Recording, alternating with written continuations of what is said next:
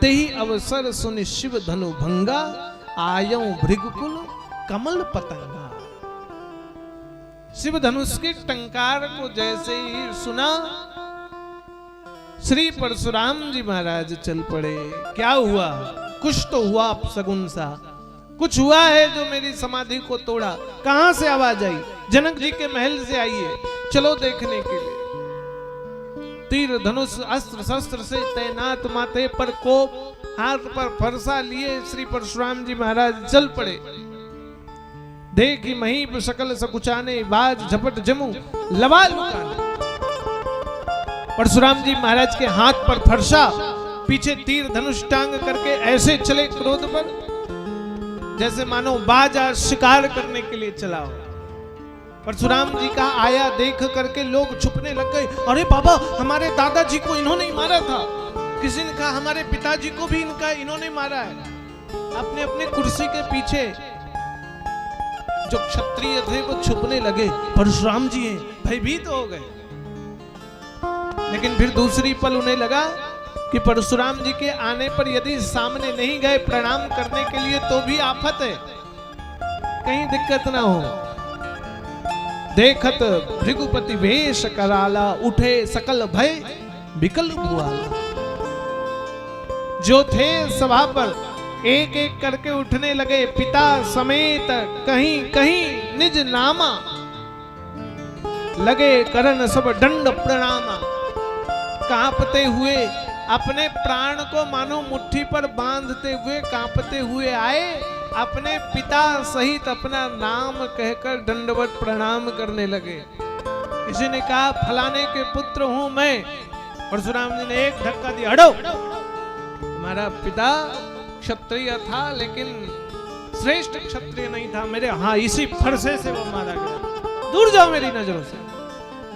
दूसरा घबराते हुए आया, प्रणाम कर लो नहीं तो फरसा चल जाएगा। उसने अपना नाम बताया। भय का वातावरण हो गया सभा पर। सब सोचने लगे अब क्या होगा, अब कैसे होगा, क्या किया जाए। जनक जी सोचने लग गए, बिटिया को कम से कम आशीर्वाद दिला ले। जनक बहोरी आय शिव नावा, शिय बोले प्रणाम करावा। श्री जनक जी महाराज उठे, प्रणाम किए और कहने लगे, बेटी जानकी यहाँ आओ, श्री परशुराम जी के चरणों को प्रणाम करो। परशुराम जी के चरणों को प्रणाम किया। परशुराम जी ने कहा अखंड सौभाग्यवती भव। गले पर वलमाला देखा, आशीष दीन सखी हर्षानी। सखियां हर्षित हो गई और हर्षित इस बात से हो गई कि अब आशीर्वाद मिल गया है सौभाग्यवती का, तो अब सौभाग्य को कोई खतरा नहीं। विश्वामित्र सोचे मौका बढ़िया है, मामला थोड़ा ठंडा है, अपने राम लक्ष्मण को भी प्रणाम करवा दे। क्योंकि विश्वामित्र भी त्रिकालदर्शी, जानते हैं कि अब झमेला होगा। विश्वामित्र मिले पुनि आए, पद सरोज में ले दो भाई। राम लखन दशरथ के ढोटा, दीन आशीष देख भल जोटा। विश्वामित्र जी महाराज आए, प्रणाम किए। मैं विश्वामित्र श्री परशुराम जी के चरणों को प्रणाम करता हूं। विश्वामित्र के प्रणाम करते ही परशुराम जी थोड़ा जुड़ाए, राम लक्ष्मण को प्रणाम कराया, परिचय दिया, राजा दशरथ के पुत्र हैं, नाम राम और लक्ष्मण हैं। आशीर्वाद दिया, आयुष्मान भव। क्यों? चोटी देखा, मस्तक पर बढ़िया बाल देखे, विचार आया संस्कारी। जनक जी को कहने लग गए, जनक जी बताओ यहाँ तुम्हारे सभा पर इतनी भीड़ भाड़ किस बात की लगी है? आज सारे राजा महाराजा यहाँ दिखाई क्यों दे रहे हैं?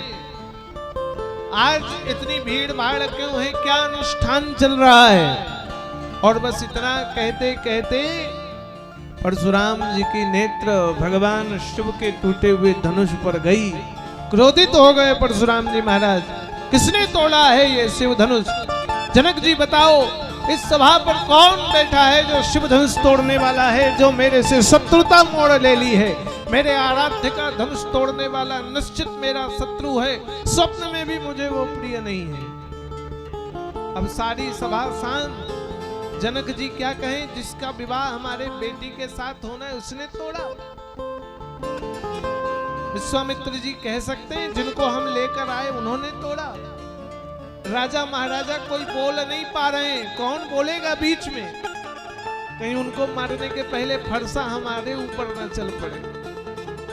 पूरी सभा शांत। परशुराम जी सबकी तरफ क्रोध अग्नि से देखने लगे, आंख गर्म हो गई परशुराम जी की। भगवान राम हाथ जोड़कर आगे बढ़े और प्रेम से कहा, नाथ शंभु धनु भंज निहारा, होय केवल एक दास तुम्हारा।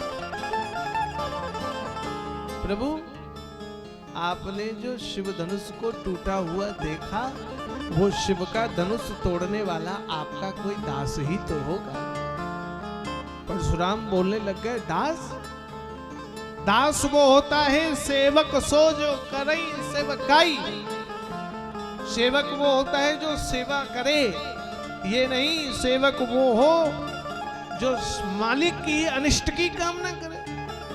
धनुष तोड़ने वाला मेरा कदापि सेवक नहीं होता है। सुनि मुनि वचन लखन मुस्काने, बोले परशुधरी अपमाने। लक्ष्मण जी थोड़े मुस्कुरा दिए और लक्ष्मण जी मुस्कुरा करके कहने लग गए कि बहु धनु ही तोड़े लरिकाई। बचपन में बहुत सारे धनुष टूटे थे, आपको इसी धनुष पे आपकी ममता के ही हेतु, आपकी ममता इसी धनुष पर क्यों है? ये धनुष तो पुराना था, कोई नया धनुष तो था नहीं। छुवट टूट रघुपति ना दोष। ये धनुष इतना पुराना सड़ा हुआ धनुष था कि हमारे श्री रघुनाथ जी ने बस हाथ लगाया और धनुष टूट गया। छूने मात्र से धनुष टूट गया। और भाई व्यर्थ का धनुष रखने का क्या मतलब? राजा जनक के महल पर एक कबाड़ ही पड़ा हुआ था, भगवान ने तो धनुष तोड़ करके बढ़िया काम किया कि अब नया धनुष का निर्माण होगा।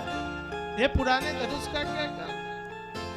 जैसे ही कहा परशुराम जी का क्रोध तो भैया 440 वोल्ट और ऊपर हो गए, 440 हो गए परशुराम जी का क्रोध। एक तो शिव धनुष तोड़ने वाला शत्रु ऊपर से कहता है शिव धनुष पुराना, छूने मात्र से टूट गया। हे बालक सावधान, यदि तुम विश्वामित्र जी के साथ नहीं आते तो ये फरसा इस तेरे गले पर चल गया होता। लक्ष्मण जी कहते हम डरते नहीं, क्षत्रिय हैं, ब्राह्मण हैं, इसलिए आपका सम्मान कर रहे हैं। काहे का दोष है? भगवान राम का दोष कहते हैं और बार बार फरसा दिखा रहे हो, मार दूंगा, काट दूंगा, ये कर दूंगा। हिम्मत है तो चला कर दिखाओ। जिनकी हिम्मत होती वो बोलते नहीं, जिनकी हिम्मत होती वो फरसा चलाते हैं।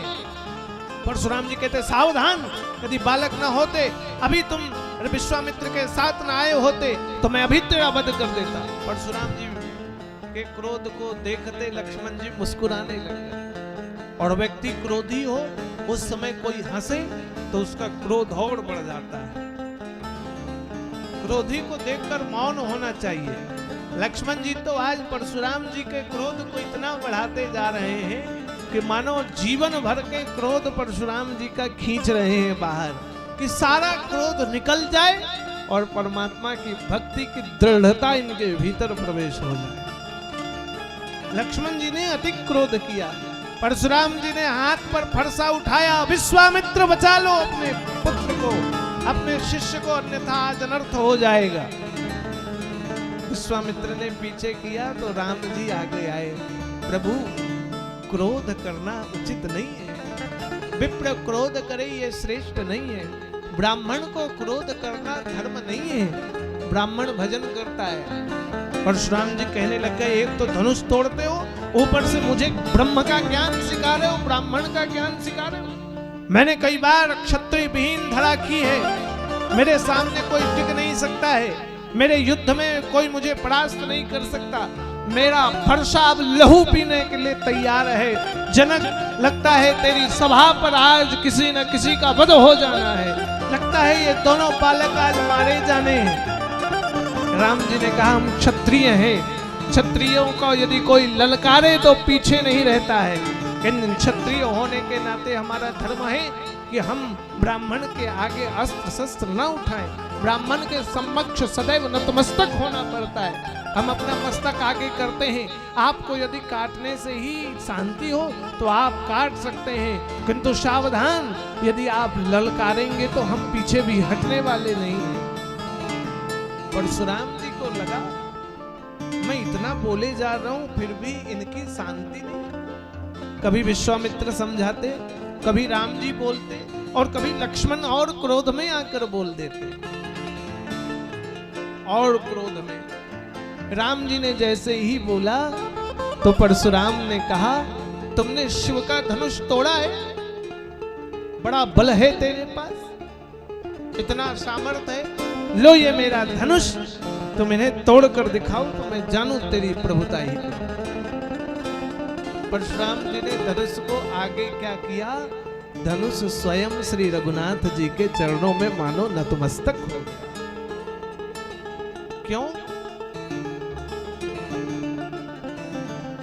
धनुष ने कहा एक पड़ा हुआ था, अकड़ा था तो टूट गया, राम के आते मुझे खड़े हो जाना चाहिए, इसलिए मैं खड़े होकर चरणों में नतमस्तक हो गया। आज श्री परशुराम जी ने भगवान की महिमा को जाना। राम रमापति कहा धनु लेहु, खेचो मिटे मोरी संदेह। मैं तुम्हारी रमापति को जानूंगा, मैं परशुराम तुम राम हो, मेरे संशय का नाश करिए। तो संशय के नाश के लिए जब कहा तो आज श्री परशुराम जी ने दर्शन किया, आश्चर्यचकित हुए। जाना राम प्रभाव तब पुलक प्रफुल्लित गात, जोरी पानी बोले वचन हृदय न प्रेम अमात। हृदय में प्रेम आया। आज जान गए राम जी की प्रभुताई को। परशुराम जी ने आशीष दिया। सारी सभा के लोग आश्चर्यचकित हैं कि राम जी की प्रभुताई को देखकर आज परशुराम क्रोधित नहीं हुए। आशीष देकर श्री परशुराम जी महाराज चले गए। और दूसरी तरफ